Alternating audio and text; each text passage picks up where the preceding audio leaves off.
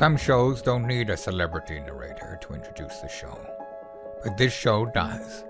In a world filled with endless opportunities, why would two men who have built 13 multi-million-dollar businesses altruistically invest 5 hours per day to teach you the best practice business systems and moves that you can use? Because they believe in you, and they have a lot of time on their hands.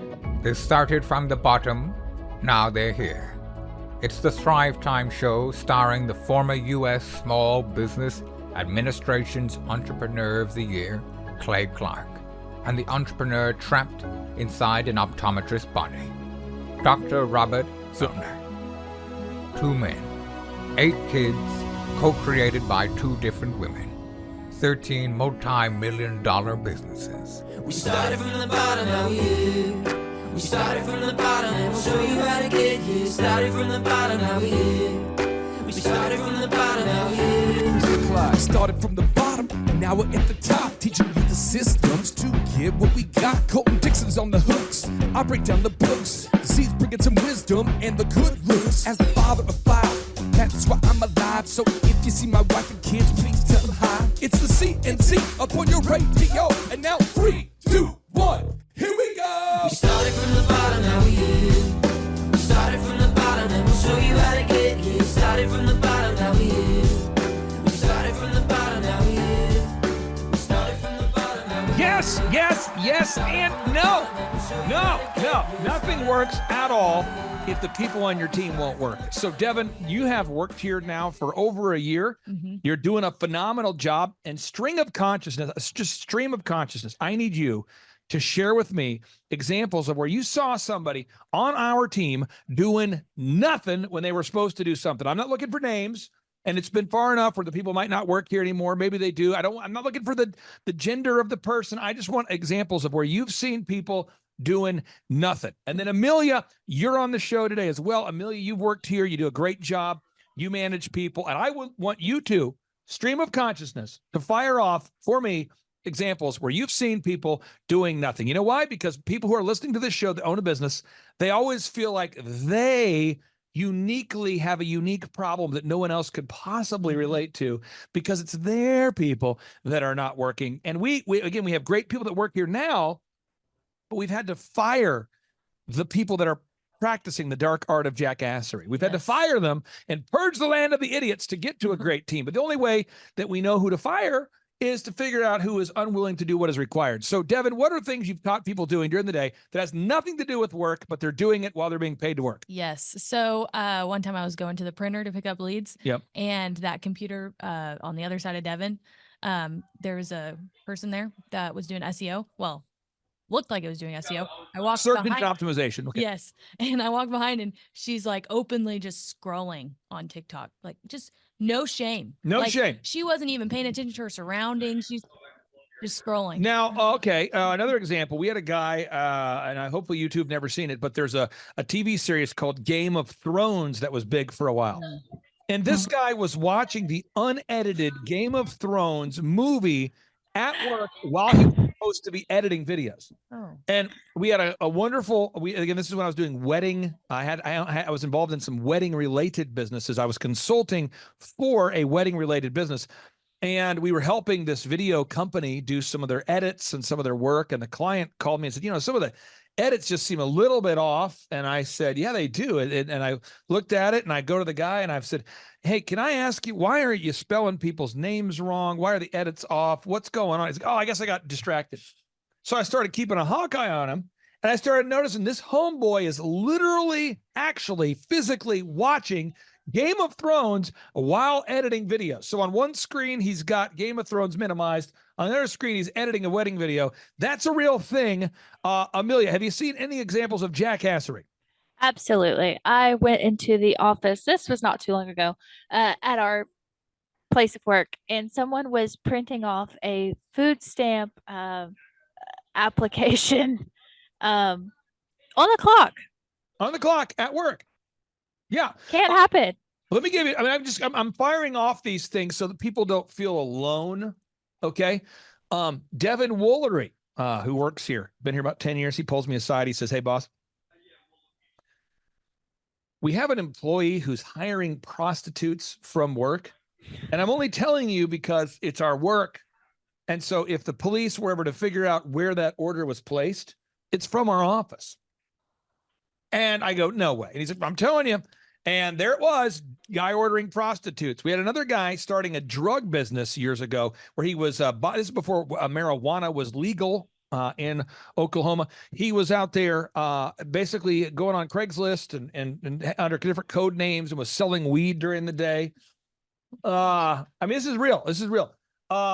We had a editor back in the day for our wedding photography business that would edit photos for their own side business, which was a direct violation. They were doing weddings on the side using my equipment.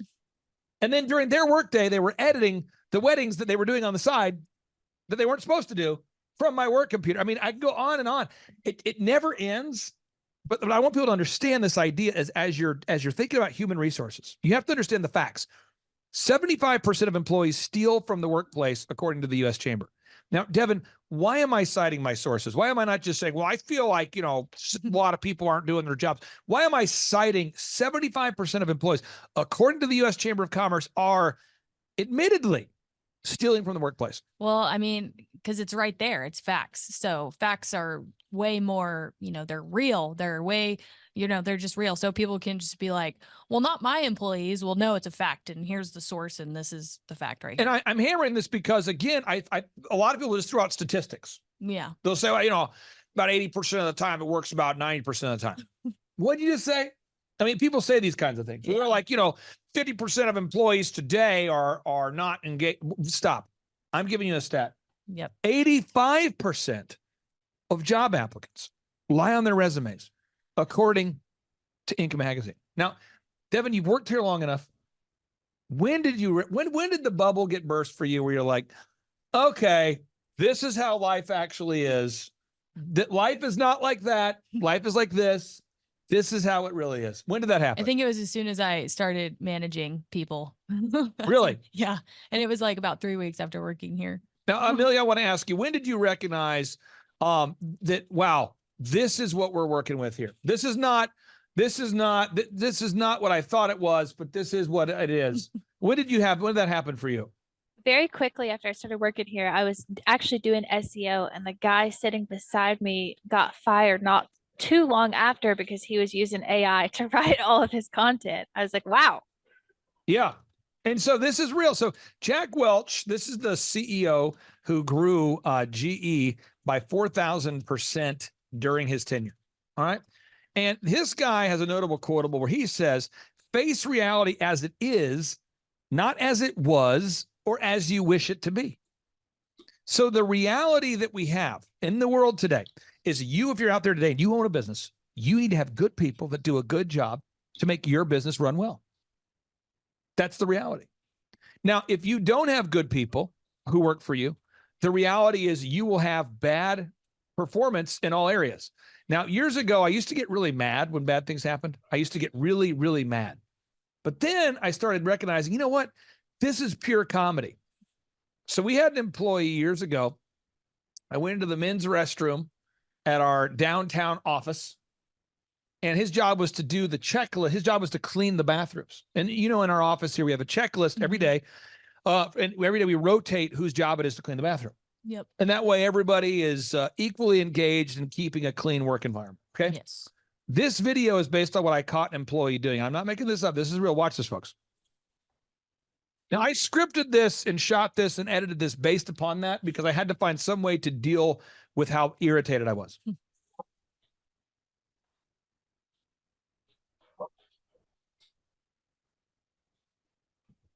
Mop in toilet, then uses some mop to mop the floor.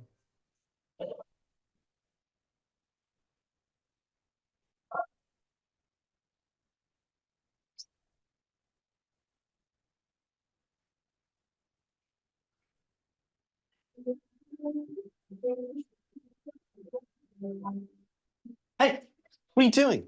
I'm just cleaning the bathroom. Looks good. Let's go to lunch. Oh my God. All right. And I walked in and I found an employee who was dipping the mop in the toilet. And I'm like, what are you doing? He's like, oh, and I'm like, were you cleaning the floor?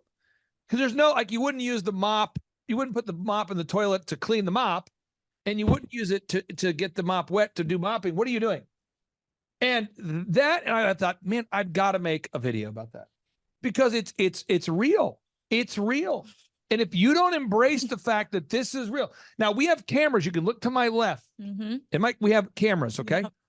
So I'm going to walk people through practical steps on how to manage people, human resources 101. But when you look at the cameras out there, because we have employees all the time that say, our stores, I have a haircut chain called Elephant in the Room. It's a haircut chain. And it's probably every 6 months, certain employees will say, we are just so swamped. Boss, I can't keep up with all the haircuts, the stylist. I'm so booked up. I can't cut hair. I'm so busy. I've never been busier in my life. I can't possibly take a walk-in. Now, again, if you go to eitrlounge.com, your first haircut is $1. And we want you to feel like you can walk in and we'll try to get you in. If we are already fully, quote unquote, booked out, usually 1 out of 8 customers does not show up for their scheduled haircut. And so what we want to do is we want to get you in. Yep. And about 6 months ago, it reached a fever pitch again, where they're like, we're so slammed, we can't possibly take a walk in. It's getting crazy here. Because we have the call center is in our office, but the stores are not in our office. Right. So the call center's on the phone with the stores. Yep. And a couple people at the store level were going, we can't take on any more customers. They're coming in fast. They're coming in hot. We cannot keep up. It is crazy here. Crazy situation. It's crazy. Can't keep up.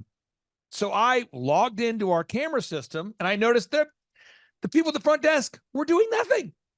And the people cutting hair were doing nothing. You know why? Because multiple people did not show up for their haircut. Thus, what happened there, Devin?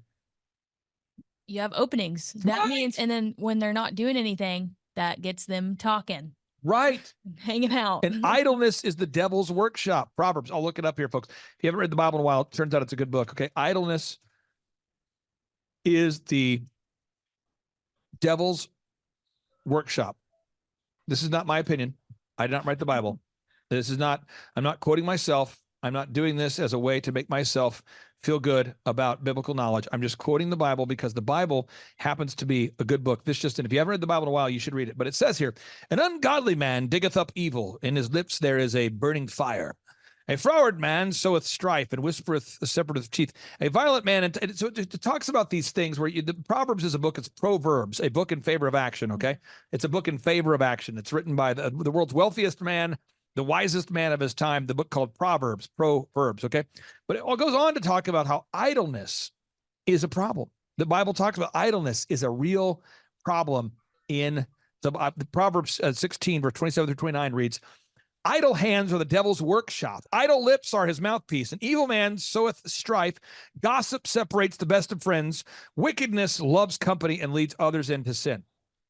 So what happens is when people have nothing going on, they typically get involved with gossip.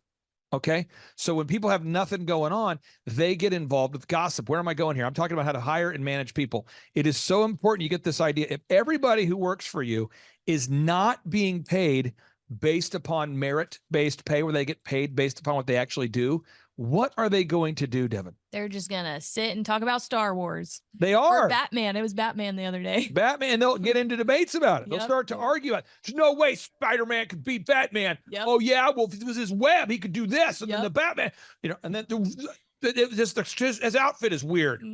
No, Spider-Man's outfit's not normal.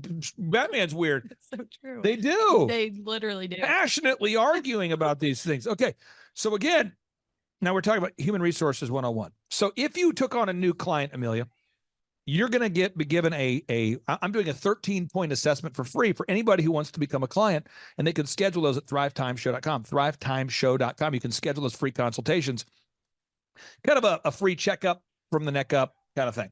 And then if somebody is a good fit for our one-on-one consulting business, I don't hide the price. We charge $1,700 a month, 1700, flat rate, to help a client grow their business. And on part 2 of today's show, you're going to see a testimonial from a real client that's had real success. So, Devin, somebody fills out the form. They go to thrivetimeshare.com. They fill out the form. Mhm. You give them a call. Yes. You follow the system. If it's a good fit, you schedule a 13-point assessment for me. Yep. Then I meet with the person to see if they're a good fit. Yep. If they are a good fit, I give them a proven plan. And then your job, Amelia, is to go over all these steps. Mhm. So we're on Right. step 12. Okay. So let's go ahead, Devin, read the first question you're supposed to ask at step 12. Yes. How would you rate your ability to hire, inspire, and retain quality employees on a scale of 1 to 10? And Amelia, what number does every client want to give us every single time when they first are asked the question? 7. Right. Because everybody wants to give everyone a 7. Mhm. So like, well, it's just 7. It's 7? I don't know that it's a 7. Well, it's a 7. Tell you that. Certainly, I don't work with a bunch of 4s. I don't know what kind of people you think I have. Everyone gives their staff Yeah. a 7. But then when we start coaching with the client, they start to say, my front desk guy won't make calls. Mhm. Let me give you an example. There's a lady who just left my office recently, and her job is to get doctors to refer the business. She's an employee for one of my clients. Her job is to get doctors to refer the business. And she's doing great. And she's doing almost as good as the person that she replaced. And that's because she's doing a great job. But that doctor does not have a hard time hiring, inspiring, retaining quality employees. He's never had a hard time with it. But there are a lot of people, Devin, they have the same I work with a lot of doctors, and I'll go to the doctor. Doctor, did your employee implement the Dream 100 system? Did they reach out to their ideal and likely referral sources and ask them for referrals? Did they do that? And they go, I can't get them to do it. I can't get her to do it. She just, she has anxiety. She's busy. There's a lot going on. It's with the Christmas coming up. I'm like, Christmas? It's February. Well, they were getting back from the trip. They were in Mexico, and with the baby, they had a baby. I thought they had a baby last year. Well, they're still getting over the baby, and she's pregnant now. She's pregnant now. They just had a baby. Well, she's going to have, and they never get anything done. Yep. So if you have bad employees, you have to fire those who will not do what is required. Mhm. Pro tip. Okay.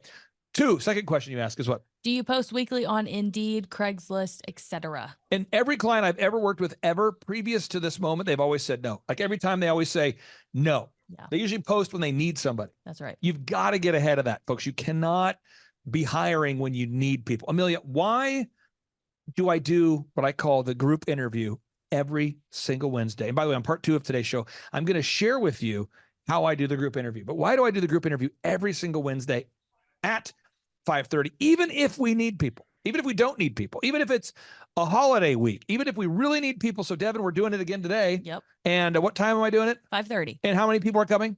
13. Okay. And so Amelia, why do I do it every week? To keep people on their toes and to make sure that you have people to replace lazy people if you need to do that. And even more, think about this. We had the best employee we've ever had at Elephant in the Room. And I'm not disrespecting you or Devin or Man or anybody who's ever worked at. This was God's gift. I want her back. But she would average 85% every single week on membership sales. And every single day would get 10 Google reviews. Every single day, pile up 3 or 4 video reviews. And you know why? Because she carried a checklist, a clipboard, and she asked every single person, hey, thank you so much. How was your experience today? Was it great?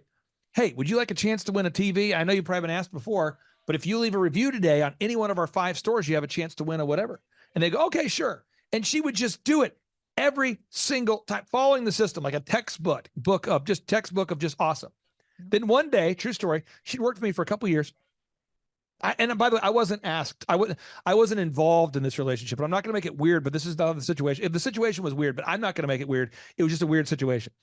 She calls me up and goes, hey, boss, I got pregnant and I'm going to move to Hawaii. And I go, when? And my initial response was when, like when she goes, probably last week. I don't know. I just met the guy. And I'm like, no, that wasn't my question. Oh. My question was, when are you moving to Hawaii? She's like, well, I just met him, and that's where he lives, and he was in town, and I don't know, and I'm like, so you're leaving? When are you going? Well, today.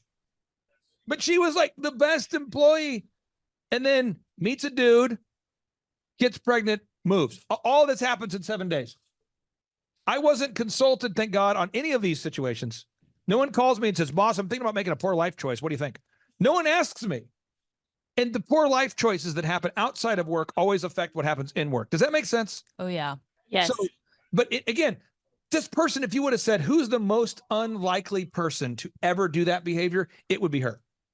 But she went to a party, got hammered, made bad choices. Boom, there she is. You know? Yep. So, I mean, if I didn't have the interview process in place, the weekly interview, I would have been in a bad spot. But I'm never in a bad spot because I'm always hiring before I need people. Hopefully, this is helping somebody. Okay. Then you have to have a scripted job post. The question is, do you have a scripted job post? Like, do you have a job, a scripted job post, a scripted job posting? Yeah. You know, that's what we're asking here. Do you have it posted where you have a script, like the actual job post, or are you going on Indeed and just hacking away? Do you have it a job posting that makes sense? All right. Then do you conduct weekly interviews? Yes or no? And they go, no. Okay. And do you have a scripted interview process? And 100% of the time it's no. And so you go, okay, so really, how do you hire people? And they go, well, I'm in a bad spot. I usually go over to Applebee's. Like, you go to Applebee's? Well, yeah, and I usually can find a waiter there or a waitress there. Or I know I go up to church. I start hitting people up at church. Like, really? This is your strategy? Oh, yeah. So it's super important that you never stop this process. So we had a young lady who applied. I don't know if she'll work here or not, but she said she wants to shadow this Monday. Mm-hmm. And she's had the last job, I think she said, for 10 years. Yeah, 10 years. But she's a young person. Yeah. She's probably like 30. Yeah. She's probably the same job since she was 20. And she claims that she wants to work here because she identifies with our show, likes what we're all about. Great. And if she is a good fit on Monday, I will find a place for her. Mm-hmm. Now, the question is, how do I find a place? How do I find a place there, Devin?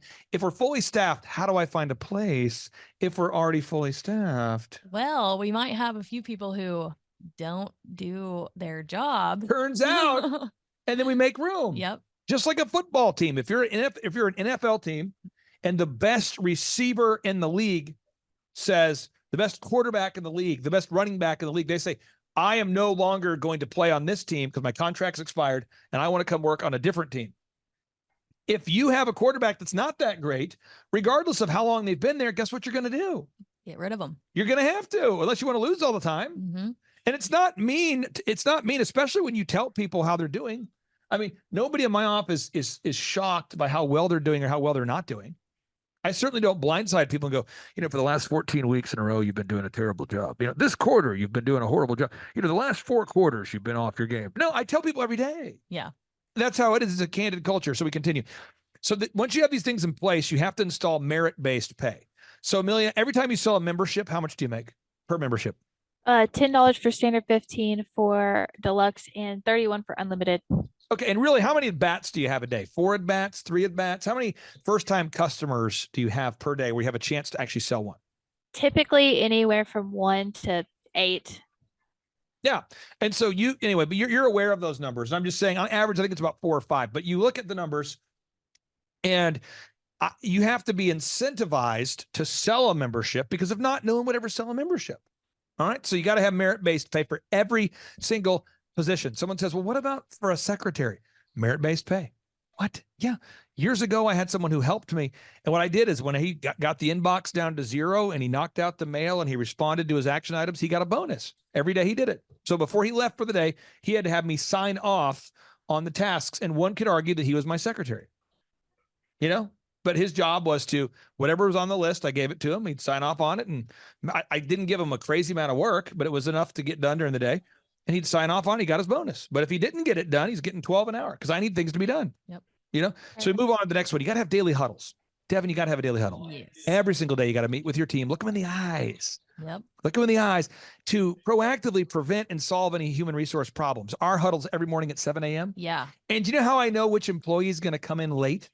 Because it happens every day. Right. The one who's great. late, you look at him and you go, hey, you're late. Boom. That's how you know who not to count on. It's so great because we're all in a group and then the door opens. We all just turn around and stare. It's great. It is great. And you can figure it out real fast. Yeah. The kind of people that are late every day are the kind of people that can't be promoted, period. Next action step. You have to schedule a 1-hour team meeting. I like to have a 1-hour meeting every week. Why do I have the meeting every week? Because every week our team needs some training. Yep. So every week I focus on whatever I think the focus area is. And it's really a lot of redundant things. I talk about automating your savings, organizing your day, I introduce the team to new employees. I talk about what vacation we're going to be on, when the next vacation day is, wins of the week. You just have to have a weekly meeting, and just to put a little meat on it. There's a podcast link here so you can listen to that to learn more about how to have a weekly meeting. You got to have it. I put a link here on these notes so you can listen to how to actually have a staff meeting. You got to have a staff meeting every single week to keep people engaged. All right. Then what you have to do is you have to write an email response to potential candidates. You have to write an email response to potential candidates, a pre-written. This has to be pre-written. And why do you want it to be pre-written, Devin? Well, that way, because whoever's doing it, it's just the same every time, and they don't have to come up with their own thing to say. Right. And then you write the job post for Indeed, and it's the same every time. Same every time, yeah. And you do the email response, same every time. The interview, have it at the same time every week. That's so important. Some people are like, well, this week I don't want to have it, but next week I want to have it. And this week I'm going to have it. And next week I'm not going to have it. It is so hard to work for a boss who's inconsistent. You've got to be consistent. All right. For the next step, you have to write out a script for the group interview process. And we'll talk about that more on part 2 of today's show. Then schedule a time every week to launch those now hiring ads. And that's the process of, hiring people. So, but I think that a lot of people don't do the weekly group interview by default. They don't post the job post every week by default. They don't follow up every week by default. They don't have a daily huddle. So these are things that this is why the clients I work with have such tremendous success, because we're teaching them how to be proactive instead of reactive. So that being said, Amelia, do you have any questions about this process? Because again, nothing will work unless they do. And this is a training on, it's how to inspire. Okay. This is the idea, is how to hire, how to inspire, train, and retain quality humans on the planet Earth. Okay. Quality humans. Any questions that you have, Amelia, about the process of human resources? No questions. That was great. And I agree with all of it. It was great. You have any questions there, Devin? I do not. Where do you see clients that they don't do it? Where do you see that you get a pushback? It's the group interview, because it's like, oh, well, I'm good on employees. I'm good. I don't need to do it. I'm like, well, yeah, you do. And I've been employed. I'm not trying to make people like negative and put negativity. I'm trying to share with you facts. I've been self-employed since I was 16, so like, I don't know the world of not being self-employed. I had jobs at Applebee's and Target and DirecTV, but I just don't know that world a lot. But I do know my reality. And I know that I've been robbed. Last week we got robbed. Yep. And I've been robbed, at least 20 times. I mean, people say, what? Yeah, 20 times, So, I mean, I'm not super shocked that humans would rob from people. I could write a whole book about all the employees that have had affairs at work with somebody who isn't their spouse. And that would be a really bad book. Now, the big one, this is an exciting one. This is why you do the group interview. And I'll leave you with this thought. Years ago, we had an incredible team of people on the video team. They were great. Years and years ago, a far distant planet, at a time very different from now. And these two employees, I won't mention their genders, okay, but let's just say they had the same gender, these two. And they were both married. These two people had the same genders. They're both married. And one day I'm like, man, these two employees are really hugging it out there. There's a lot of hugging going on, but these two employees are the same gender. Maybe they just have a unique friendship. And I noticed one day these two employees of the same gender who are both married to other people, they have matching tattoos. And I started thinking, man, they have a friendship that I can't not relate to. But you know what? I mean, if that's what they're going to do, I'm not going to ask. I try to focus on work. I try not to focus on these things. Well, then Christmas party happens, which is where we're supposed to be celebrating Christ to the max, Christmas. And they show up together, and each one of them has decided to dress up as an exaggeration of the opposite gender. So one's going to dress up like, He-Man, and one's going to dress up like She-Ra. One's going to dress up like the dude, one's going to dress up like the lady, but they were the same gender. And then they start announcing, yes, tonight we're leaving our spouses for each other, making it official. We're leaving them. And that was a shocker to everybody but me. Yeah. You know why? Because I have the mindset that not all, but many, in fact, most people in our lives are like milk. And eventually it begins to spoil. Not all relationships, but many. Because for whatever it is, people like to do gossip. They like to betray one another. They like to screw one another over. They get weird. And so I look at it that way. Not because I'm trying to be negative. I see patterns. And I find that over time, the Bible's correct. Go back to Proverbs 16, 27 through 29. Over time, we see employees with idle hands. They're sitting there in the devil's workshop. And then one day they go, hey, I know that you're the same gender and I am too, but why don't we go out for a beverage? And then they're like, hey, did you watch that crazy ass movie? Yeah, I did watch that crazy ass movie. What do you think about that part of the movie? Oh, yeah, it made sense. Yeah, okay. Next thing you know, they're having an affair. And it happens all the time. And not sometime, not a little bit of the time. Most of the time, something awful happens. And again, the culture that we're raised in today, Devin, have you spent a lot of time studying like cultural statistics? When you're in college, did you study statistics about the culture that we're in right now? No. Have you, Amelia, studied like the culture that we live in? I have not. No. You haven't? Okay. No, I dropped out of college. But I mean, have you guys ever like, okay, because I think one of the things I get into is like, I think to myself, how did we get here? These are the questions I have all the time. Is like, how did, as a culture, we get to where we are? Like, how did we devolve to a place where you go, holy moly, I don't know how we got here. And I'm gonna share with you real quick, and then we'll end this because I want people to understand that this is not my opinions. I'm not coming up with these. I don't conjure up these worldviews just to be contrarian and to be difficult. I have these worldviews based upon facts. Let me just give you an example. Okay, so do you remember when childhood was supposed to be about exploration, love, innocence, etc.? Well, these people don't. A study put together in 2006 by the Centers for Disease Control show that 1 in 4 women and 1 in 6 men were abused sexually before age 18. Did your father ever tell you what it meant to be a man or a woman? Well, according to fatherhood.org and the U.S. Census Bureau, you got nearly 24 million children in America live in homes where their biological father is not present. They're absent. Okay. This just in. Did you know that 85% of the youths in prison at Fulton County Prison in Texas, they come from homes without a dad? So if 85% of the people in prison didn't have a dad, do you know if you didn't have a dad, you're 20 times more likely to go to jail? And did you know that 1 out of 3 people out there right now who are getting employed, people that are hireable now, didn't have a dad? Do you see what I'm saying? Mm-hmm. In 1988, a study by the U.S. Department of Justice found that 70% of youths in the state-operated institutions came from fatherless homes. Did you ever get in trouble as a kid with your parents for not studying hard and doing well on your tests? Well, this is in 2011. Harvard found that nearly 50% of ages 18 to 24-year-olds couldn't find New York State on a map. And over 40% of high school students, this is researcher from USA Today, 2011, just 40% of high school students could do basic math. 40%. Did your parents ever teach you about the consequences of your action? Well, a lot of people didn't. In May of 2008, this is 2008, it hasn't gotten better since then, by the way. Approximately 3 million teens, or 1 in 4 girls, had an STD. That was in 2008.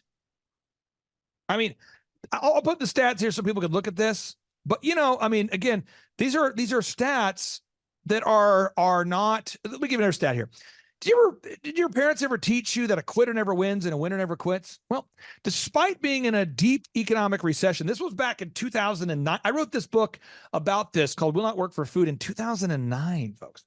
So in July of 2010, Harvard found that more employees quit their jobs than were terminated at the peak of the recession. So like when you couldn't find a job, still more people were quitting. Does that make sense? Mm-hmm. People were quitting their jobs. Do you remember when college was supposed to make you more intelligent? Well, check this out. According to USA Today, research shows that students spend 50% less time studying than they did just 2 decades ago. And that was in 2001. And I actually know people now who brag about going to college and having never purchased a textbook or read one.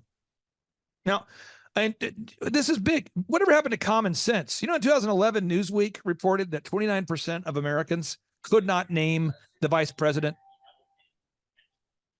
I mean, this is big stuff, you know? I mean, this is it's I don't know if people are aware of this, but 56% of US adults admit they don't have a budget and 1/3 don't pay their bills on time. Think about this, folks. Think about this. Think about this for a second. So I'm not making these things up. You know, this is not me. I don't sit down and come up with these things. Do you know that you have 1/3 of your employees that don't pay their bills on time? There's no way in hell they're showing up to work on time. You know why? Because they don't pay their bills on time. That means they're coming to work going, I didn't pay that bill. You know, this is where I was telling Andrew years ago, you know, we have certain employees that just don't pay their phone bills. And he was like, how does that happen? Like, bro, it's 1/3 at least, bro. All right, this is big. I mean, these are just things. I give you stats. I don't want to dwell on them too much, but I want to give you stats. Is that you're in a situation now in America? Well, let me just show this final stat here for you. The average American is now spending 11.3 hours per day on social media, according to Nielsen, and it could be higher as of today. So, the average American right now, according to Nielsen, is spending 11 hours and 54 minutes per day consuming media. 11 hours and 54 minutes a day. Are you guys aware of this? I mean, so why am I harping on this training? Because I think people go out there and they try to manage a team, not being aware of how life actually works. Yeah. And I think they try to have like a euphoric, utopic view of the world, and they try to manage from that false premise. Make sense? Yes. So if you just embrace reality as it is, you could be a much more effective client, business owner, coach, etc. Amelia, did you have a hot take? Do I? Did you have a hot take? Anything else you wanted to say? Any questions there, Chief? Oh, no questions. Okay. So, Devin, hopefully this didn't kill everyone's joy. But on part 2 of today's show, I'm going to walk you through how to actually lead the interview. And then on part 3 of today's show, we're going to actually introduce you to a longtime client success story. So without any further ado, we're going to end this part of the broadcast with a boom, because boom stands for big, overwhelming, optimistic momentum. And that is what's required to build a super successful company. So here we go. 3, 2, 1, boom. Get ready to enter the Thrive Time Show on Talk Radio 1170. Broadcasting live from the center of the universe. It's Business School Without the BS. Featuring optometrist turned entrepreneur, Dr. Robert Zellner, with USSBA Entrepreneur of the Year, Clay Clark. All right, Thrive Nation, welcome back to the Thrive Time Show on your radio or podcast player. And what we're doing right now is we're going to answer the question of how do you run a group interview. Eric Chupp, you're a business coach. Can you explain to the listeners what even is a group interview? We have a listener who's obviously listened for quite a while, and they want to know how to run a group interview, but I want to break it down just a very fundamental question. What is a group interview? So it's not what I find most people think it is. Typically, when you say the word group interview, people think that you're going to be sitting in front of a group of people who are interviewing you. Right. And it's actually the exact opposite of that. So you're going to be in a group of people that are being interviewed by one person. So as a business owner or manager, you're going to get all of the job candidates, all the applicants are going to come into one single interview in a group, and you're going to do it all at one time.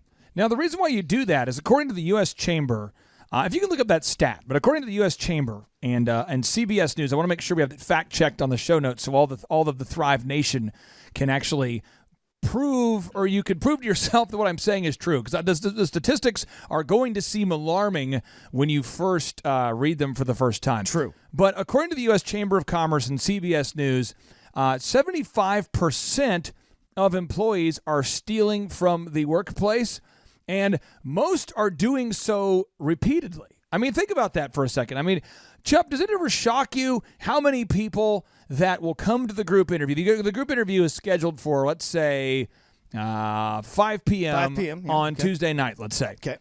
Out of 30 people that said they're going to be to the interview, by the way, the candidates don't know it's a group interview. They just think it's a job interview. Of the people that are supposed to be there on time, what percentage of them do you feel like, from your perspective, actually show up even on time? It's less than 50%. Almost Almost every time. It's brutal. It's unbelievable. So according to the U.S. Chamber, again, 75. Chuck, what are the stats showing there? So we've got, let me get it here. So yeah, like you said, 75% of employees steal from the workplace, and most do it repeatedly, according to CBS News on Money Watch. Not good. And we'll put that link on the show notes, but that's not a good thing. It's not a good thing. Also, there's all sorts of statistics you can find out there. You know, that show that the average, Forbes did a study and asked employees, what percentage of you are wasting time? They just asked, hey, let's be honest. We'll do a survey. We won't tell your boss. Be anonymous. But what percentage of you are wasting your time? And they found that 31% of employees are wasting their time. On this same article right here, it says a typical organization loses 5% of its annual revenue to employee fraud. Ow! Same study, same article. It's not good. It's not a good thing. And so here's what I want to put into your brain there, Thrive Nation. Here's a notable quotable. It says, this is from Andrew Carnegie. This is the guy who built the Carnegie Steel. He's a guy who started working at the age of 13 to support his family because financially they were not in a good spot. He says, as I grow older, I pay less attention to what men say. I just watch what they do. That's Andrew Carnegie. So here's the idea I want to put in your head. Is it you're going to have to interview at least 4 people to find one person who is honest. At least. So 75% of employees are stealing from the workplace according to the U.S. Chamber of Commerce, right? So 75% of them are stealing. And according to my personal research, I'm just telling you, if we interview 20 candidates this week, maybe 2 of them who have the skill, have the character needed to work for us. They have the skill, but they don't have the character. From my experience, 2 out of 20. So the question is, how do you find good in people, and how do you run a group interview? This is how you run a group interview. One is you schedule a specific time. You schedule a specific time each week to do your job posts, okay? So you have to do those weekly job posts. If you don't do weekly job posts, you're going to lose. If you don't do the weekly job posts, you're just going to lose. You have to post every single week on Craigslist, on Indeed. You have to do it. The second is you have to have a weekly time scheduled to interview. You have to have a weekly scheduled specific time. Why do you have to do that? Because anybody who applies for a job, you want to send them a pre-written email, and the pre-written email will let them know, hey, you might be a good fit. We'll go ahead and interview you this Tuesday night at 5. And you just send the same email to every single person. Every single person.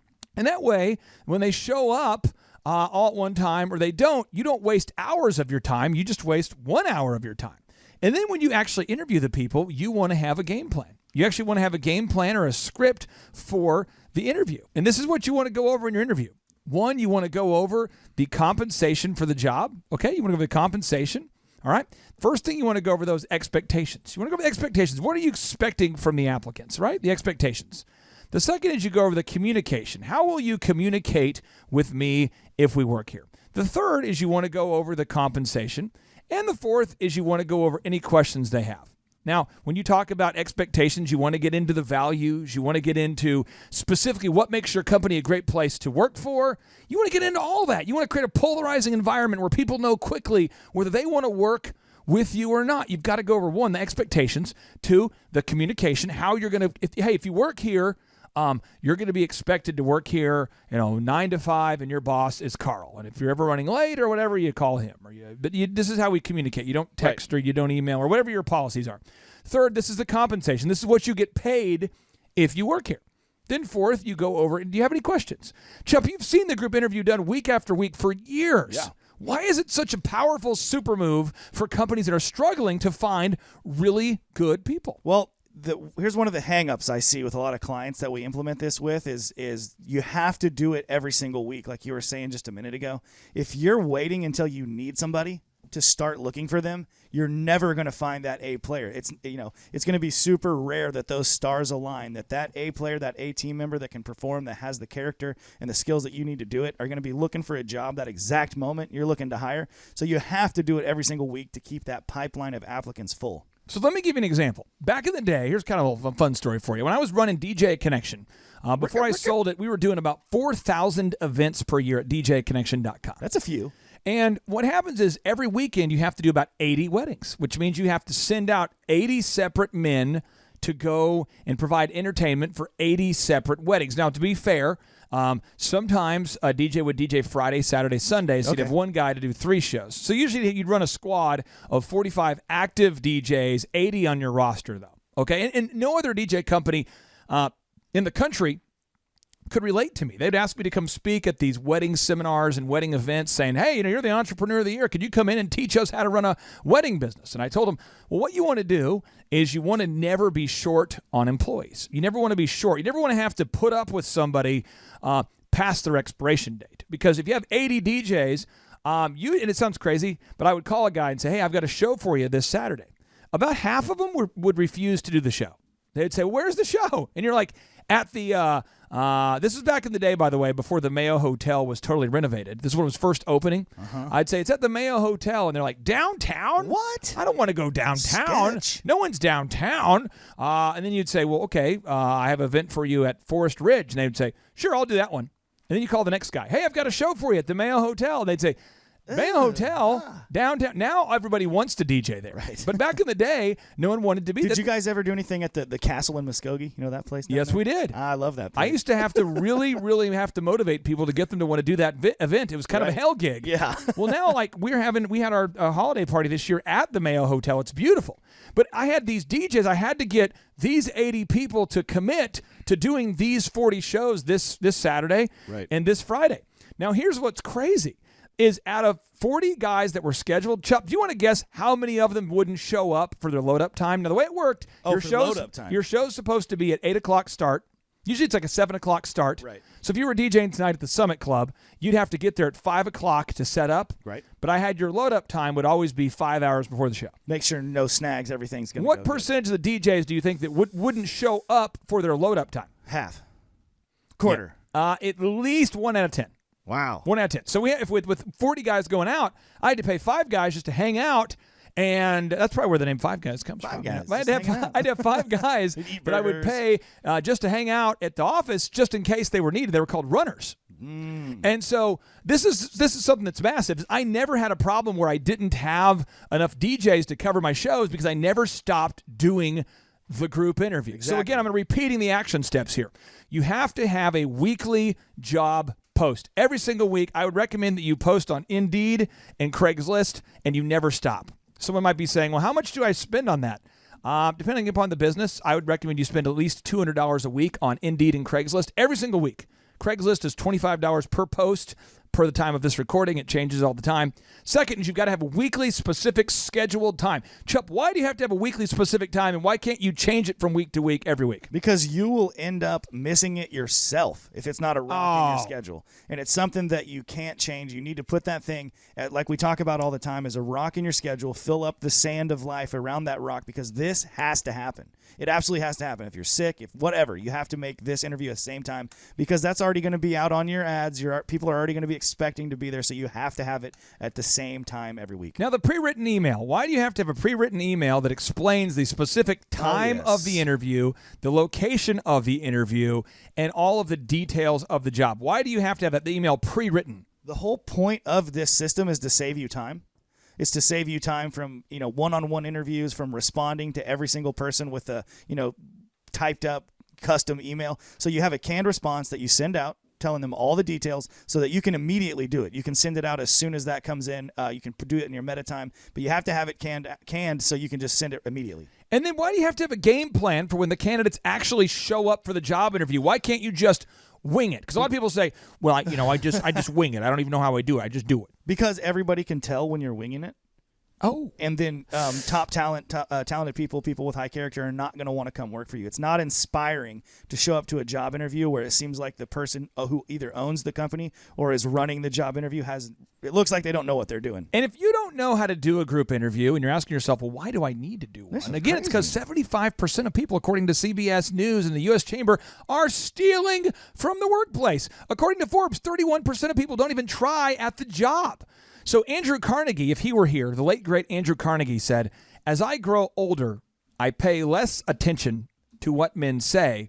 I just watch what they do. And unfortunately, unfortunately, 3 out of 4 people don't have what it takes to hold a job in America today. They just can't be consistent enough to get it done. And so if you're struggling with hiring, sales, marketing, all of these things, I mean, hiring might be just the tip of the iceberg for you. Maybe you need help with your accounting. Maybe you need help with optimizing your website.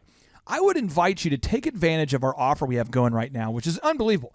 All you got to do is go to thrivetimeshow.com. 2 men, 13 multi-million-dollar businesses, 8 kids, 1 business coach radio show. It's the Thrive Time Business Coach Radio Show. Get ready to enter the Thrive Time Show. That's it. Arms away. We started from the bottom, now we here. We started from the bottom, and we'll show you how to get here. Started from the bottom, now we here. We started from the bottom, now we here.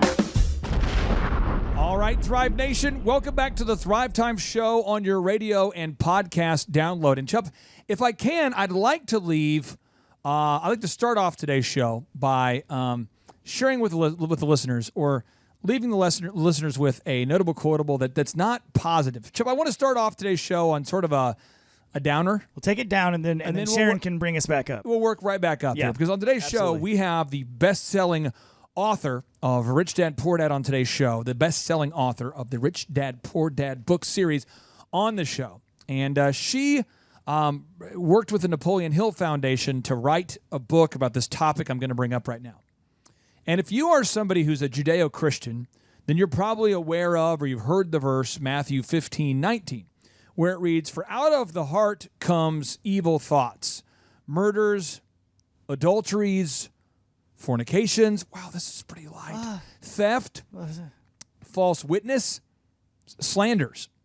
And what I have found over the years, having coached a lot of clients, is I've found that the vast majority of America is struggling with some vice and or issues. And so, Chuck, I'd like for you to copy some of the show notes from our Sex and Drugs podcast, because there are so many examples that have blown my mind over the years of people that are behaving badly and their business is struggling as a result of it. So I'll just give you a few examples.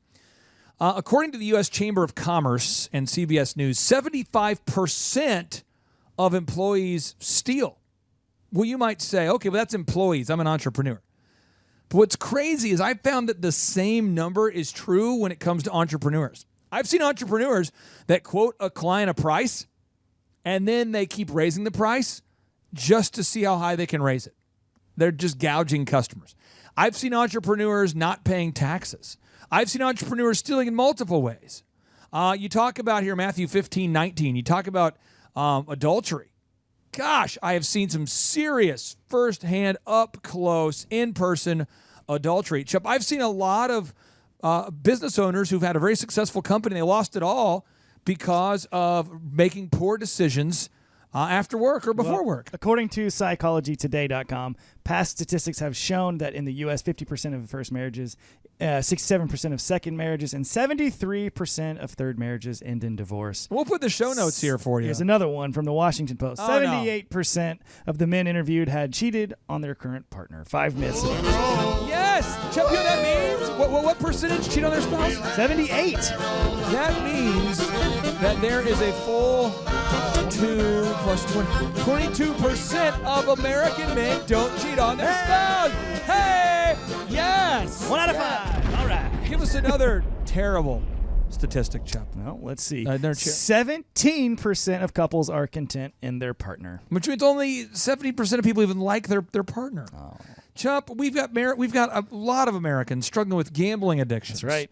A lot of Americans struggling with alcoholism. There's so many vices and problems. And so 4 to 6 million people, according to Livestrong.com, would be considered problem gamblers. People whose gambling affects their everyday lives. So what happens is that a lot of times people know what to do. They just don't do it. And if people did know what to do, then teen pregnancy would be a thing of the past. Chuck, do you remember how hilarious it was in high school when the guidance counselor would come in and give a group of high school seniors and juniors a safe sex talk. Do you want to know what's really crazy? What's that? We didn't even have any type of education in high school. They did it 1 year in 6th grade.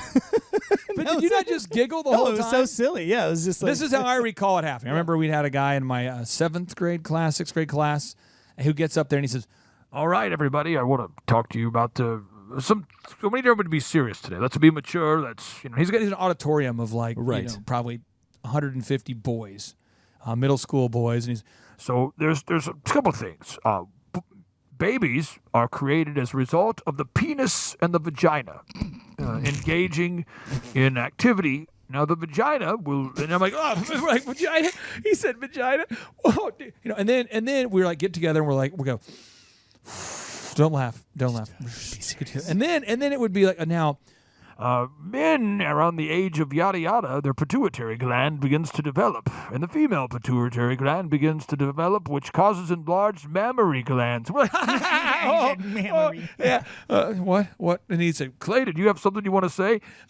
No. Boobs. And that was what happened, Yes. But we already knew all these things. You learned about that on the bus 4 years before that. Right. And so like in 8th grade, 7th grade, I remember 8th grade, the first girl that I'd heard of who got pregnant. Ooh. I remember 9th grade hearing of a girl that got pregnant. I remember my 10th grade year in high school, there was dozens of girls that got pregnant. And every time they got pregnant, they wouldn't make a special announcement, but you all knew what happened. Right.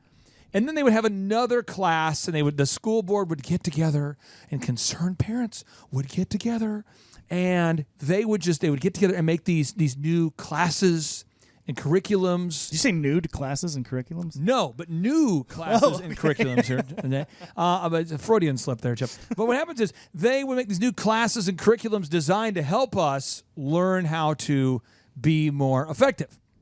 And so I remember they had one class that went as far as to teach how to put a condom on a banana. And that was actually taught how to put a condom on a banana. And I remember I got invited to a party, and I won't mention the person's first name because I'm sure she's changed since that time. But it was a birthday party at her house, and I'm like 16 or 17. I really didn't go to a lot of parties at all. My junior and senior year, I just totally chose to kind of opt out. But I went to one of the parties, and so I'm knocking on the door, and it's like and the parent is there, and the parent is obviously intoxicated, and they said, "Hey, Clay, here's the deal, man. Come on in, man. Come on in." I said, "Great." I said, "Hey, I'm just looking all befuddled." He goes, "Here's the deal, man. I'd rather be the parent that has everybody drink here than the parent who allows you guys to go out and drink when I don't know what's going on." Have you ever had that? Chubb, have you ever run into that kind of parent? Yeah. Right. So I run into that kind of parent. So I go downstairs, and there's a girl from my high school who's totally naked. Oh, wow, yeah. And all of the guys are like getting it on with her, like multiple dudes getting it on with the same girl. And I'm thinking to myself, I'm not kidding. There's like 3 guys, and I'm going, on a ping pong table. And I remember going, so I go upstairs, like, 'cause I'm at this party. Right. And so I'm like, okay, hey, going upstairs, looking for some food to eat or something. Everyone's got beers except for me. So I'm like, okay, I'm going to go outside. Go outside. There's somebody getting it on. Everyone's getting it on. Freak fest. Right. So anyway, this stuff happens. Everyone's intoxicated. It's crazy.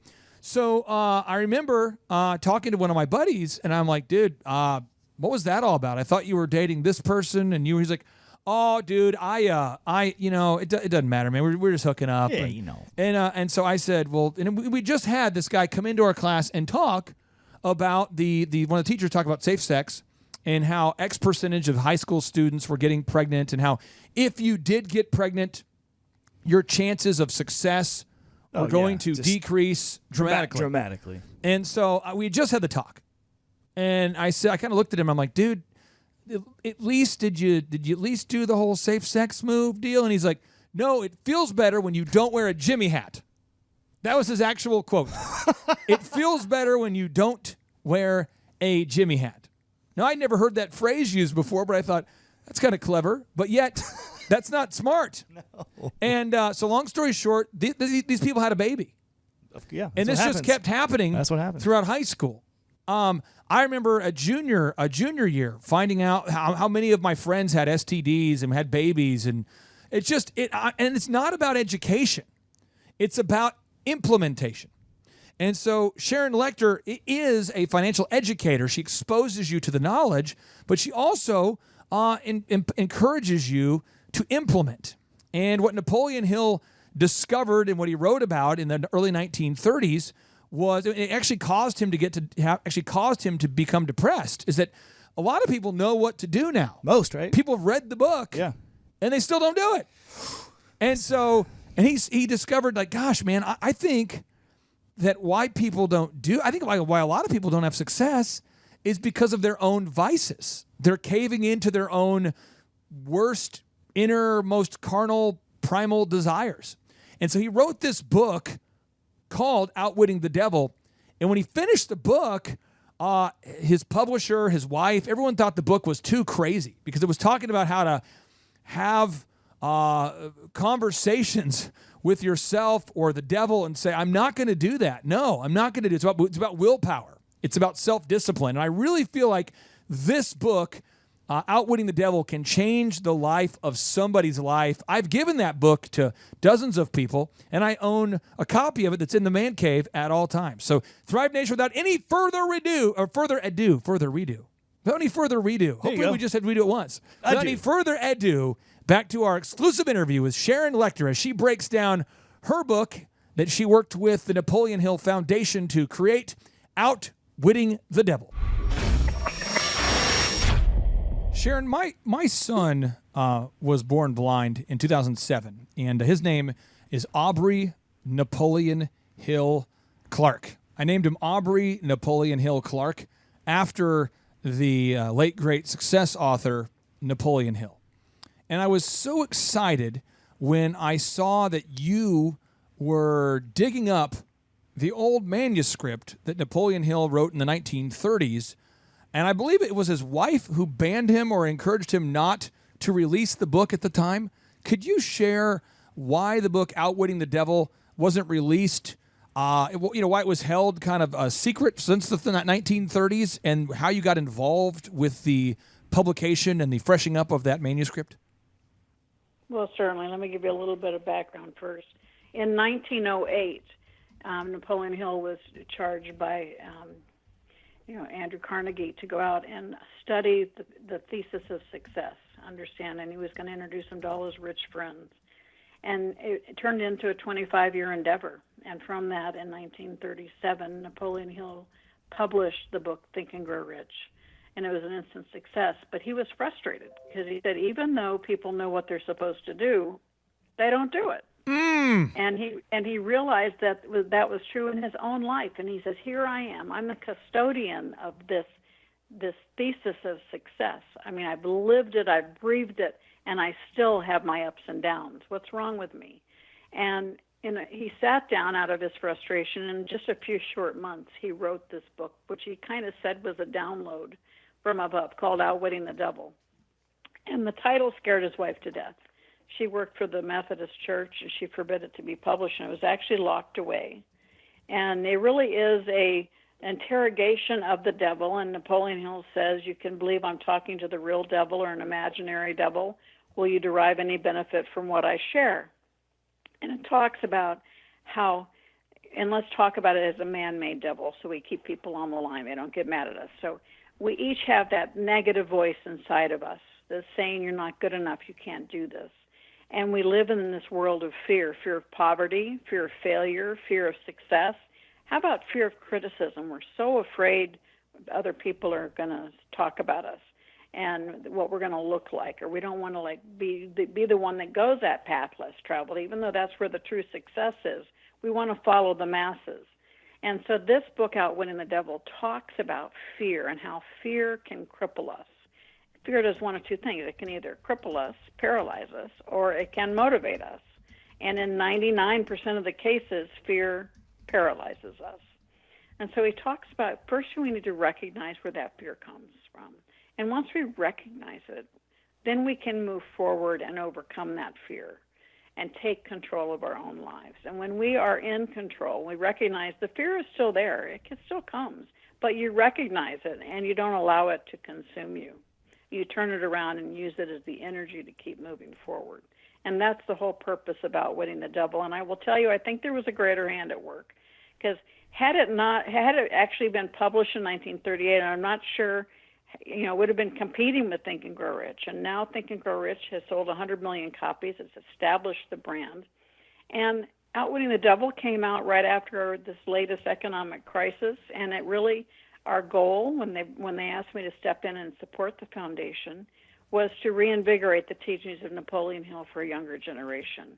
And Outwitting the Devil is perfect for that because it's a little in your face, it's a little irreverent. It goes, basically says, wake up and smell the roses, and don't give up your responsibility and the authority for your life to other people. Take that control. And then things that you can do to get rid of that fear and be able to overcome it. And it really is working. It's stayed on the bestseller list for a long time, ever since we published it, and it truly is speaking to the younger generation, so I'm thrilled by it. That book has so many profound notes, countless epiphanies, these mindset-altering, notable quotables. I mean, my book is just filled with notes, but I had a few highlights from the book. I wanted to read the excerpt to you and see if you could break it down here on the final few minutes that we have with you today on today's podcast. Is that all right with you? Certainly. I guess it'd be kind of a weird time to reject me, but here we go. All right, here we go. Here's the notable quotable. The capacity to surmount failure without being discouraged is the chief asset of every person who attains success in any calling. Absolutely, and I think, if we use one word, the word would be perseverance. And that is to understand that that fear of rejection, that fear of failure can stop us in our track. And it does most people. You just basically, you don't keep going because you think you have a negative. You get a no. And you say, understand now, when you start hearing a no today, change it to not yet and know that you have to keep going, that you still have an opportunity. And I shared the story of my biggest business mistake turned into my greatest life decision. And that is, again, keep going in the fact that making mistakes and having failures is part of that process, part of going in that direction. I mean, Walt Disney himself failed. He was fired at the age of 17 for not being creative enough. His first character was stolen by MGM. Yeah. His first company, Laugh-O-Gram, went out of business. And each time he kept going because he knew he had a gift. He knew what he wanted to do. I think it was the first studio that he took Mickey Mouse to turned it down, saying women would run out of a studio with a big rat on screen. And that gave him the courage to start his own company. And so, obviously we don't need to talk about his level of success, but I don't know how many of us would have gone through that many failures and kept driving. And that's the essence of success. Now, Sharon, one of the notable quotables in your book, you're talking about drifters and non-drifters. And you right here, you say, or Napoleon Hill writes in the book that you did with him, the class of people who control their environmental influences are the non-drifters. All who are victims of the habit of drifting forfeit their power to choose their own environment. They become the victims of every negative influence of their environment. Can you share with the listeners out there the importance of controlling your environment and what it means to do so?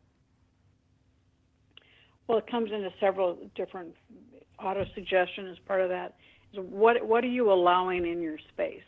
Are you putting yourself in a group of people who want you to succeed and they're there to support you and encourage you?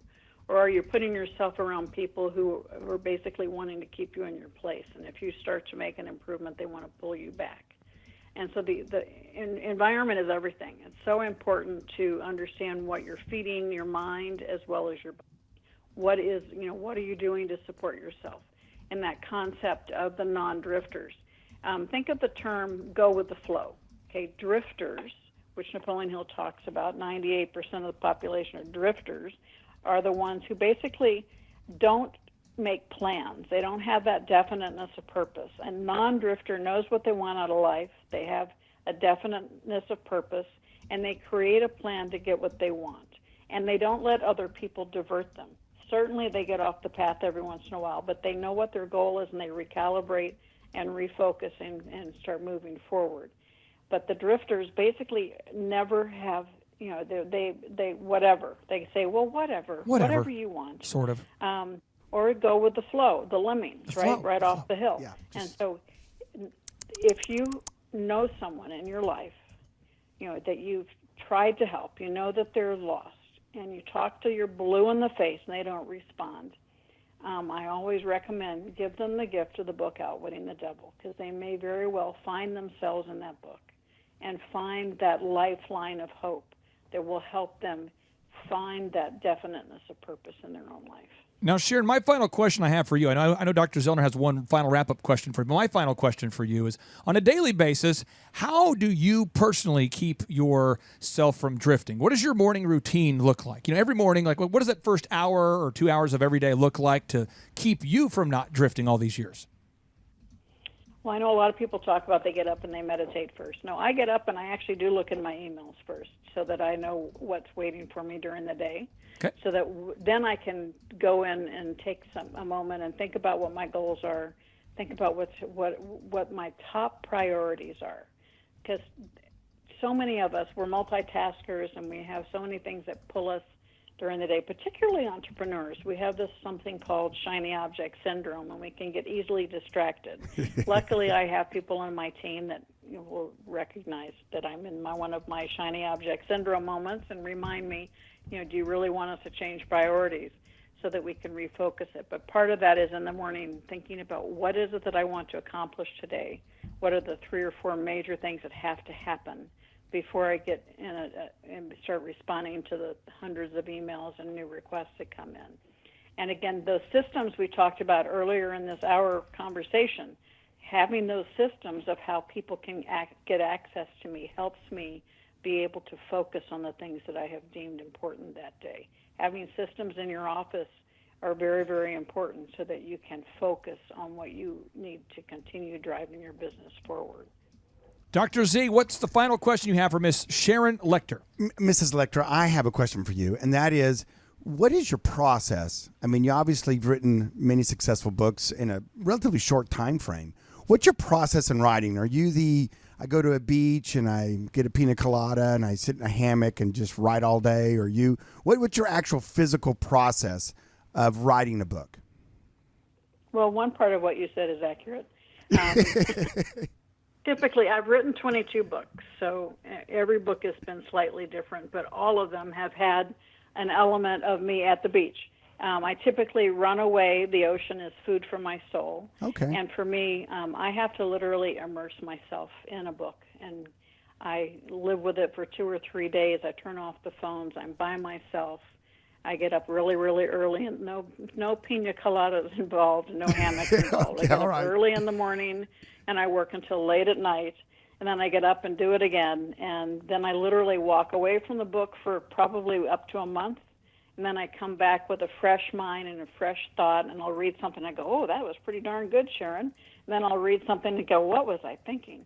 But it allows me that separation and to be able to cleanse my mind, and then I come back and I continue working on it, but in a very focused way. Some people, dear friends of mine who are very famous authors, write an hour a day. That would never work for me. I have to totally focus and turn off everything else around me that's going on so that I can experience the book. Because for a book to be successful, it needs to come as if you're speaking to the reader. Mm-hmm. So it's not the words on the page, it's the message on the page. There you go. And so when I'm immersed in it, I feel like I'm having a conversation with the person reading the book, and that's important to me, so that when I reread it, I want to read the conversation. I want to connect with them emotionally, not just intelligently. Very good. Now, little sidebar question here. What are some of your favorite beaches that you've done some of your best work? My favorite speeches? Yeah, your favorite beaches, well, yeah. No, beaches. Beaches, yeah. Where you go and write? Vast majority of them are San Diego, because I live in Phoenix, so I can go, jet over there in a few hours and sit and watch the ocean. But I have been to British Virgin Islands. I've been to Costa Rica, but the vast majority of my writing has been in the San Diego area, La Jolla, San Diego. Excellent. Well, Sharon, I want to respect your time. I just want to tell you thank you so much for taking time out of your schedule to educate our hundreds of thousands of listeners. It means the world to me And I feel really good because I can stop being nervous. I've just been nervous the entire time here. I can now breathe, Z. I can breathe. Thank you so much, Sharon. Why were you nervous? Because Why were you nervous? It's just me. Because you're a big deal. You're a big deal. Sharon Lecter is a big deal. I was worried about Sharon. Do you remember when you wrote that book? That one time. That was awesome. That one time. Next question. Yeah. We're so excited. We're a bunch of nerds here. We appreciate you very much. Well, Thrive Nation, we have an opportunity all the time. We have so many wonderful people that go to thrivetimeshow.com and they reach out to us to schedule a 13-point assessment. We also have a lot of people that go to thrivetimeshow.com and they schedule a free 13-point assessment, and they're not a good fit because I only work with diligent doers. I only work with people that are willing to actually implement the proven systems that Dr. Zellner and I both teach and implement in our own companies. So people say, I do want to grow my business 7 times faster. I do want to reduce my working hours. I do want to increase my time freedom and my profits. I think we're all in agreement that that's a good thing. However, we can only help people that are willing to put the work in. And on today's show, we're joined by a man by the name of Ronnie Morales. His company is moralesbrothers.net. I hold him in high regard because he and his family-owned business, they actually are growing. I would call it dramatically. When you look at this, Inc. magazine right now shows that 96% of businesses fail. Inc. magazine says 96% of businesses fail. That's not good. Whereas this guy's business isn't growing by 10%. It isn't growing by 20%. It is growing dramatically. But again, if Ronnie Morales had filled out the form and had scheduled a consultation and wasn't willing to actually implement what we were teaching, it would all be for naught. So I'm excited for you to meet somebody who I would consider to be a diligent doer. He's based in Richmond, Texas. And now, without any further ado, Ronnie Morales, welcome onto the Thrive Time Show. How are you, sir? Hey, I'm doing great. Thanks, Clay.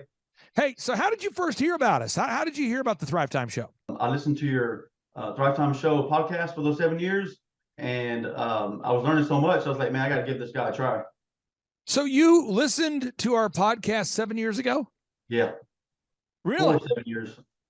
Do you remember the first podcast you listened to 7 years ago? I don't remember. I listened to so many of them. Okay. I listened to, more than once. Now, when you're listening to the podcast, I try to feature clients on the show so that there's real people really doing it, really implementing the systems. When did it occur to you that you might want to, go ahead and fill out the form at thrivetimeshow.com and schedule a consultation? I got to the point where I just needed to take the next step. And I've been in coaching before, like group coaching and different things like that. But I just felt like everybody on your show was making tremendous changes in their business.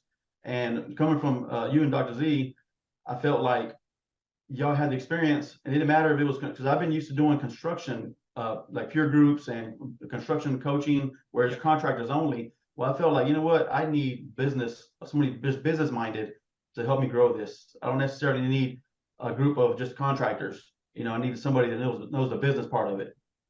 And what kind of growth have you had since you began working with us as far as a percentage? Do you know a percentage or what kind of growth?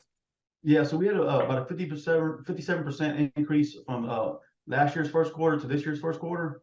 So that was huge for us.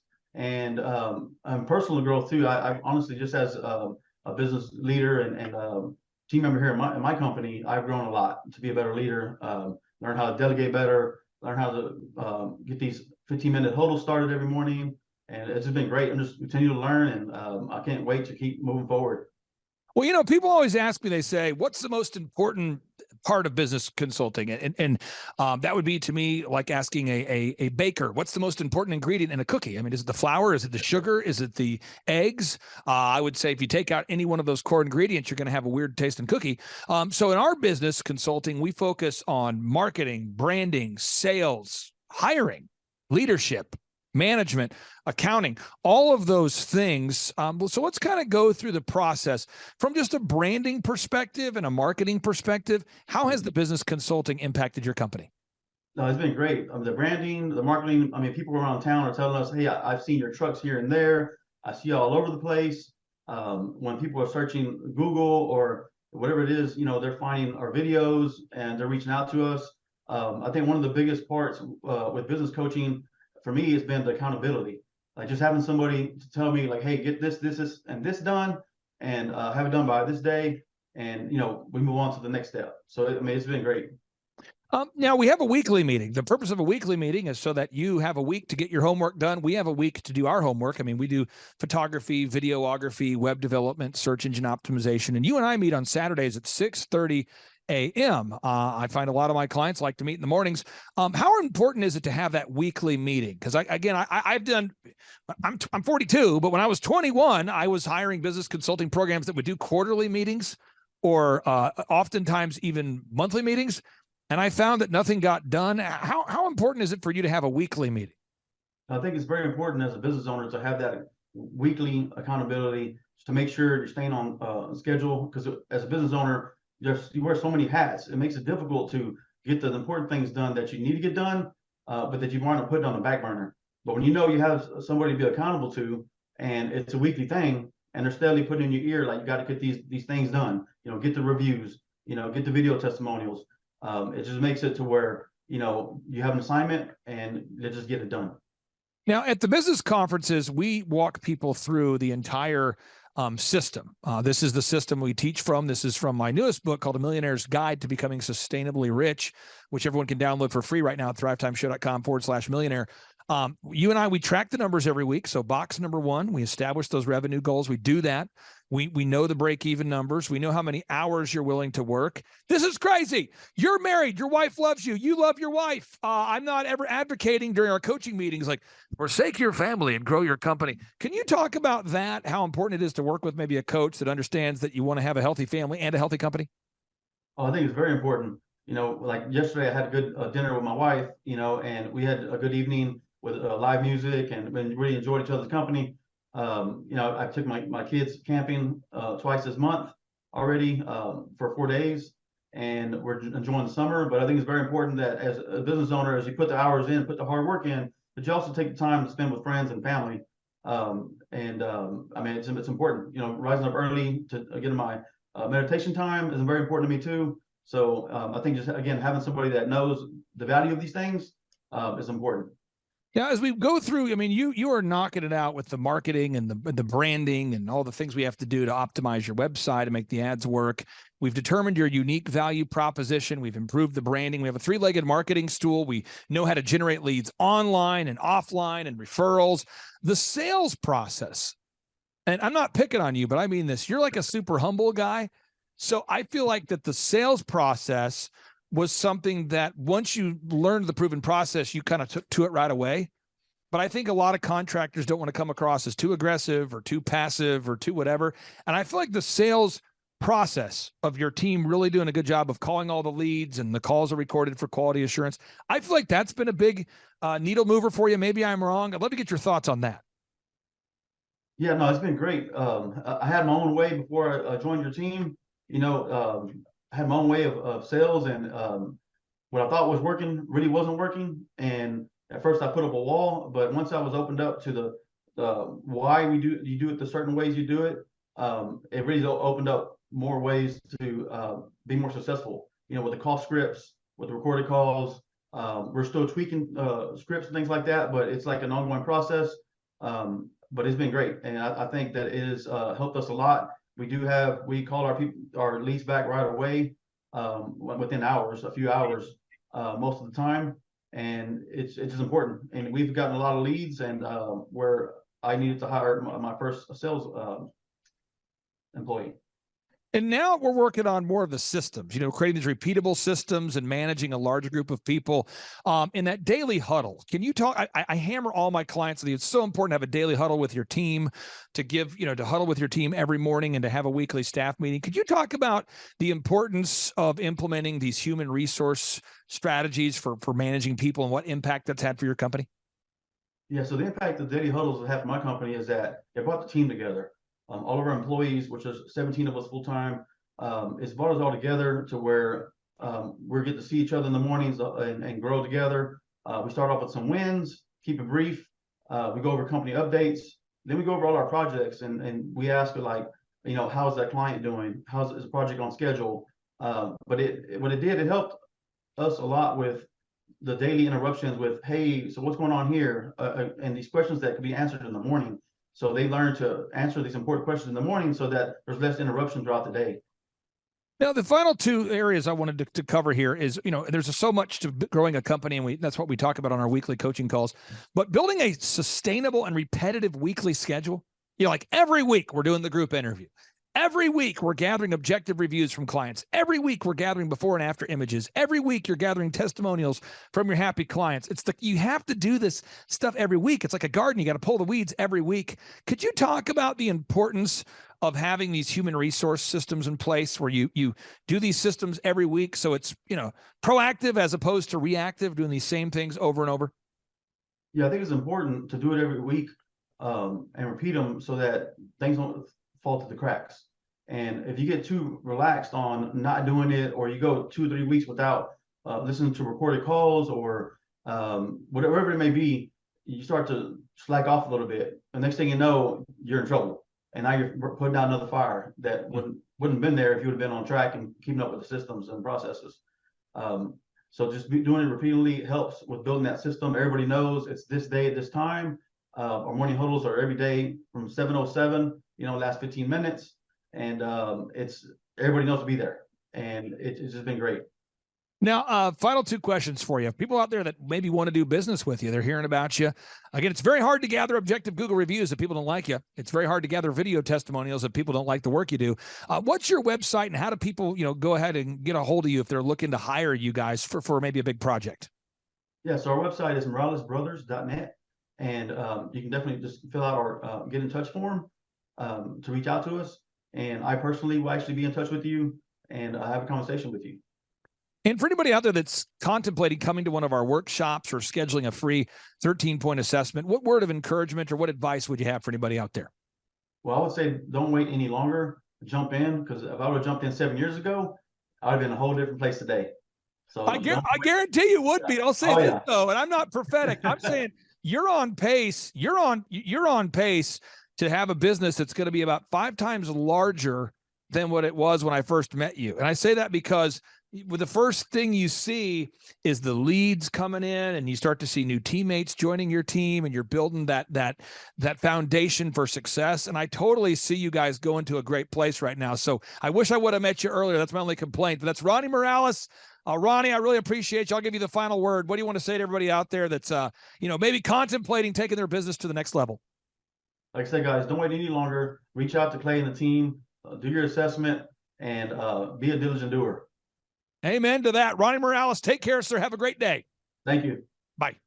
The number of new customers that we've had is up 411% over last year. We are Jared and Jennifer Johnson. We own Platinum Pest and Lawn and are located in Owasso, Oklahoma.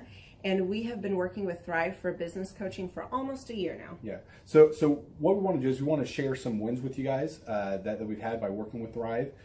First of all, we're on the top page of Google now. Okay. I just want to let you know what type of accomplishment this is. Our competition, Orkin, Terminex, they're both $1.3 billion companies. They both have 2,000 to 3,000 pages of content attached to their website. So to basically go from virtually non-existent on Google to up on the top page is really saying something. But that's come by being diligent to the systems that Thrive has, by being consistent and diligent on doing podcasts and staying on top of those podcasts to really help with getting up on with their listing and ranking there with Google. And also we've been trying to get Google reviews, asking our customers for reviews. And now we're the highest rated and most reviewed pest and lawn company in the Tulsa area. And that's really helped with our conversion rate. And the number of new customers that we've had is up 411% over last year. Wait, say that again. How much are we up? 411%. Okay, so 411% we're up with our new customers. Amazing. Right. So not only do we have more customers calling in, we're able to close those deals at a much higher rate than we were before. Right now, our closing rate is about 85%, and that's largely due to, first of all, like our Google reviews that we've gotten people really see that our customers are happy, but also we have a script that we follow. And so when customers call in, they get all the information that they need. That script has been refined time and time again. It wasn't a one and done deal. It was a system that we followed with Thrive in the refining process, and that has obviously the 411% shows that system works. Yeah, so here's a big one for you. So last week alone, our booking percentage was 91%. We actually booked more deals, more new customers last year than we did the first 5 months, or I'm sorry, we booked more deals last week than we did the first 5 months of last year from before we worked with Thrive. So again, we booked more deals last week than the first 5 months of last year. And it's incredible. But the reason why we have that success is by implementing the systems that Thrive has taught us and helped us out with. So. Some of those systems that we've implemented are group interviews. That way we've really been able to come up with a really great team. We've created and implemented checklists. That way everything gets done and it gets done right. It creates accountability. We're able to make sure that everything gets done properly, both out in the field and also in our office. And also doing the podcast, like Jared had mentioned, that has really, really contributed to our success. But that, like I said, the diligence and consistency in doing those and that system has really, really been a big blessing in our lives. And also, it's really shown that we've gotten the success from following those systems. Yeah. So before working with Thrive, we were basically stuck. Really no new growth with our business. And we were in a rut and we didn't know. The last 3 years, our customer base had pretty much stayed the same. We weren't shrinking, but we weren't really growing either. Yeah, and so we didn't really know where to go, what to do, how to get out of this rut that we're in. But Thrive helped us with that. They implemented those systems. That they taught us those systems. They taught us the knowledge that we needed in order to succeed. Now it's been a grind. Absolutely, it's been a grind this last year. But we're getting those fruits from that hard work and the diligent effort that we're able to put into it. So again, we were in a rut. Thrive helped us get out of that rut. And if you're thinking about working with Thrive, quit thinking about it and just do it.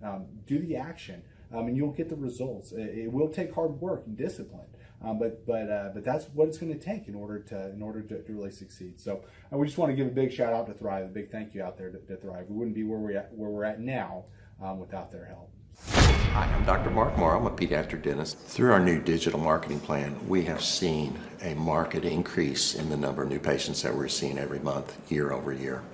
1 month, for example, we went from 110 new patients the previous year to over 180 new patients in the same month. And overall, our average is running about 40 to 42% increase month over month, year over year. The group of people required to implement our new digital marketing plan is immense, starting with a business coach, videographers, photographers, web designers. Back when I graduated dental school in 1985, nobody advertised. The only marketing that was ethically allowed in everybody's eyes was mouth-to-mouth marketing.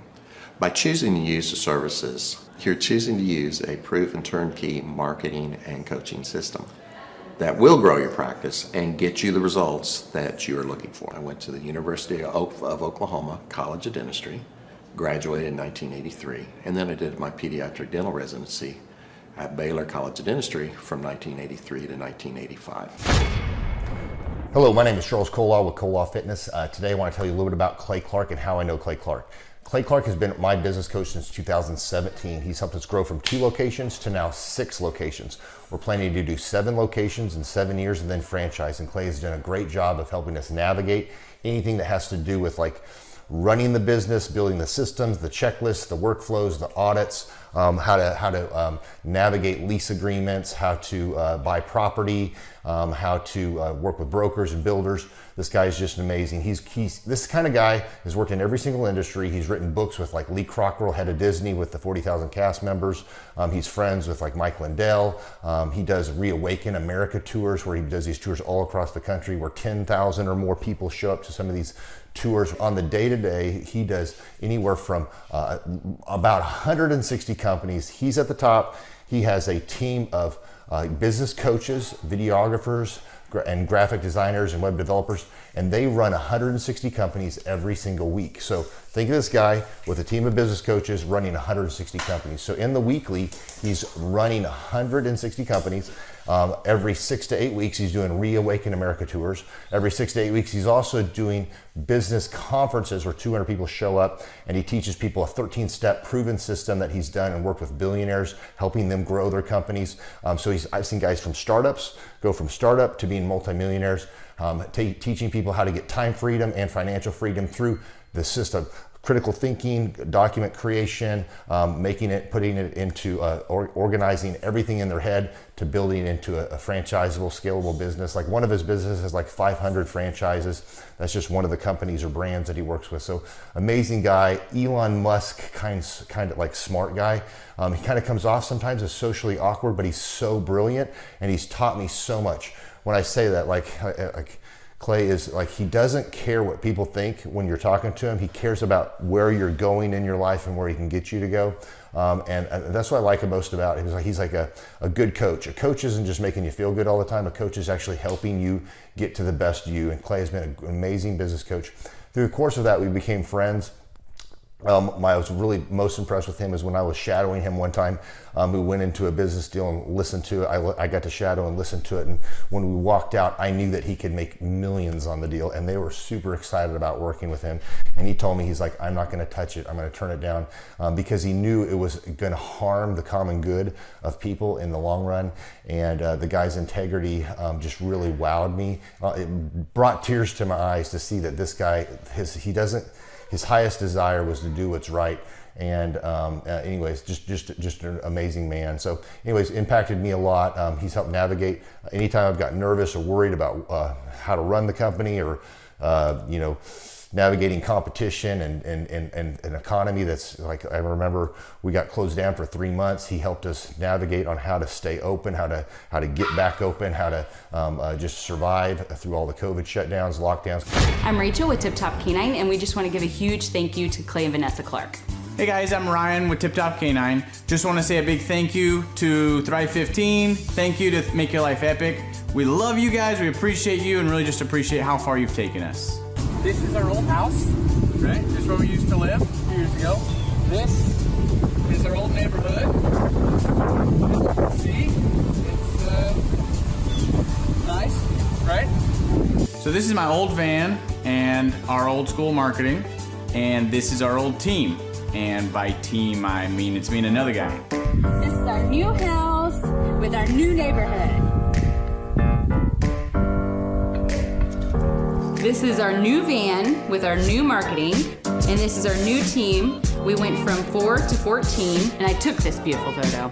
We worked with several different business coaches in the past, and they were all about helping Ryan sell better and just teaching sales, which is awesome, but Ryan is a really great salesman. So we didn't need that. We needed somebody to help us get everything that was in his head out into systems, into manuals and scripts, and actually build a team. So now that we have systems in place, we've gone from 1 to 10 locations in only a year. In October 2016, we grossed 13 grand for the whole month. Right now it's 2018, the month of October. It's only the 22nd. We've already grossed a little over 50 grand for the whole month, and we still have time to go. We're just thankful for you, thankful for Thrive and your mentorship, and we're really thankful that you guys have helped us to grow a business that we run now instead of the business running us. Just thank you times 1,000. The Thrive Time Show 2-day interactive business workshops are the highest and most reviewed business workshops on the planet. You can learn the proven 13-point business systems that Dr. Zellner and I have used over and over to start and grow successful companies. I mean, we get into the specific steps on what you need to do to optimize your website. We're going to teach you how to fix your conversion rate. We're going to teach you how to do a social media marketing campaign that works. How do you raise capital? How do you get a small business loan? We teach you everything you need to know here during a 2-day, 15-hour workshop. It's all here for you. You work every day in your business, but for 2 days you can escape and work on your business and build these proven systems so now you can have a successful company that will produce both the time freedom and the financial freedom that you deserve. You're going to leave energized, motivated, but you're also going to leave empowered. The reason why I've built these workshops is because as an entrepreneur, I always wish that I had this. And because there wasn't anything like this, I would go to these motivational seminars, no money down, real estate, Ponzi scheme, get motivated seminars, and they would never teach me anything. It was like you went there and you paid for the big chocolate Easter bunny, but inside of it, it was a hollow nothingness. And I wanted the knowledge, and they're like, oh, but we'll teach you the knowledge after our next workshop. And the great thing is we have nothing to upsell. At every workshop, we teach you what you need to know. There's no one in the back of the room trying to sell you some next big get-rich-quick, walk-on-hot-coals product. It's literally, we teach you the brass tacks, the specific stuff that you need to know to learn how to start and grow a business. And I encourage you to not believe what I'm saying, and I want you to Google the Z66 auto auction. I want you to Google elephant in the room. Look at Robert Zellner and Associates. Look them up and say, are they successful because they're geniuses, or are they successful because they have a proven system? When you do that research, you will discover that the same systems that we use in our own business can be used in your business. Come to Tulsa, book a ticket, and I guarantee you it's going to be the best business workshop ever, and we'll even give you your money back if you don't love it. We've built this facility for you, and we're excited to see you.